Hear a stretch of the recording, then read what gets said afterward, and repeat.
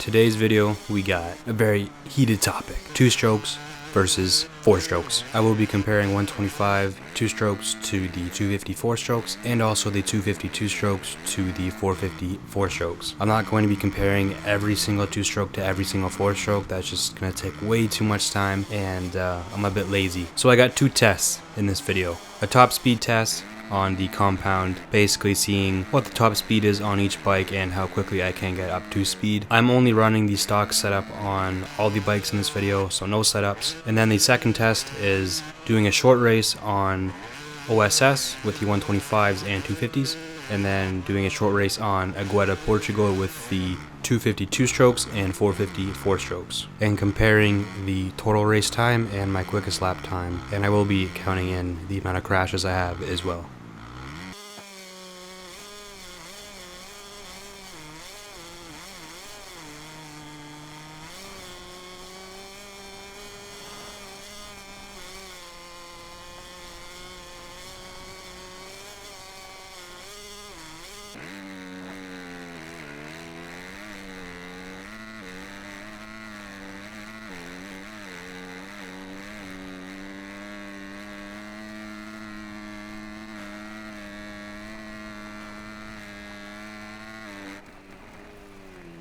So first off, let's talk about the 125s.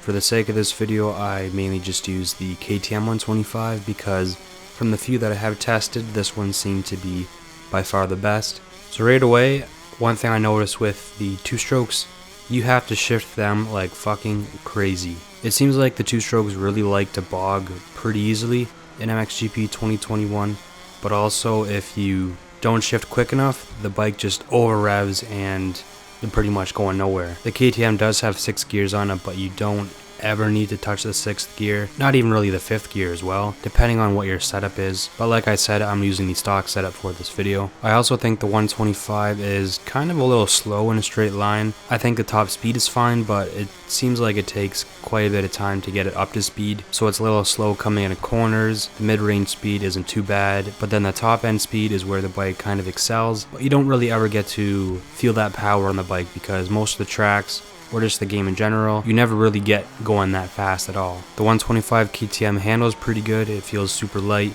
You can throw it around in corners pretty good. It doesn't feel too heavy. Basically identical to the 254 strokes. And oh my god, the 125 sound horrible in this game. The rev limiter is just what? Sounds awful. The bike sound itself is fine, but the rev limiter is just god awful. My best lap time on the 125 is a 145.3. Again, this is on a short race distance, and I also did use the 125 first for this test. So track knowledge and all that could have played a factor, because I did get this fast lap on the last couple laps of the race. The total race time came out to 8 minutes and 56 seconds, and I believe that was with 1 crash, and of course a few mistakes here and there. So now let's compare that to the Yamaha 254 stroke.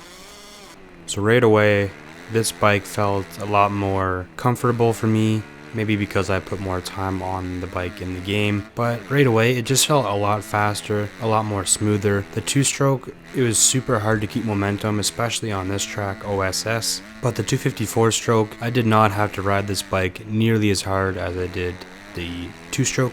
And I think that's just because it has a little bit more power.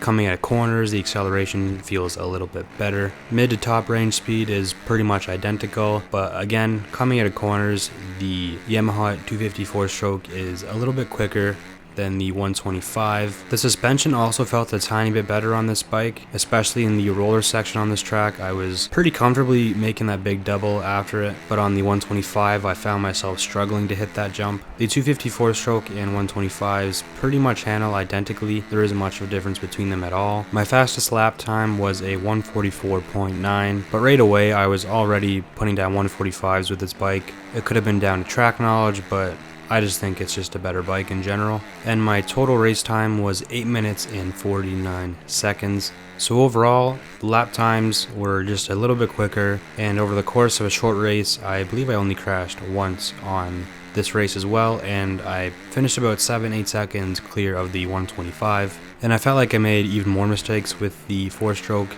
simply because I wasn't trying as hard because you didn't need to. So anyways, the 254 strokes are definitely a little bit better in this game.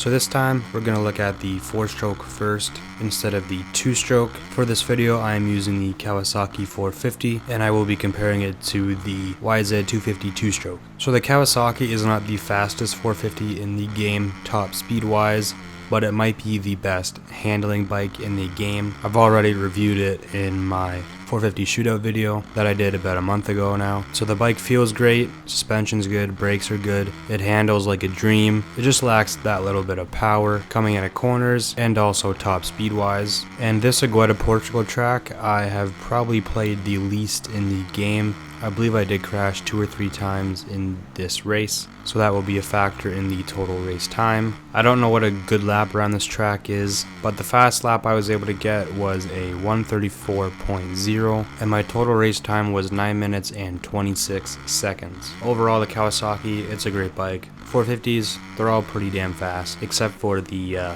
Beta. That thing sucks. But 450s are just the dogs in this game. They're pretty powerful. So let's see how the 2-strokes match up to it. The YZ250 2-stroke is fast as hell. This thing felt like it came flying out of corners quicker than the Kawasaki 450 did, and the mid to top range speed just felt absolutely insane on this bike, but in the top speed test it did come up short to the Kawasaki. On the tracks though, the 2-stroke honestly feels a little quicker than some of the 450s, but again in the top speed test it's pretty much identical. It just came up short though. The main issue I have with the 250 2-strokes is that they seem really heavy compared to the 4-strokes. I think it was faster than the Kawasaki, but it just handled really poorly in the corners, and on a track like Agueda Portugal you really notice it. I was really trying to push to get that quicker lap time, but I just couldn't do it. The quickest lap I was able to get was a 1:34.5, so pretty close to the 450s, and the total race time was 9 minutes and 27 seconds. That was with a few crashes as well. So honestly,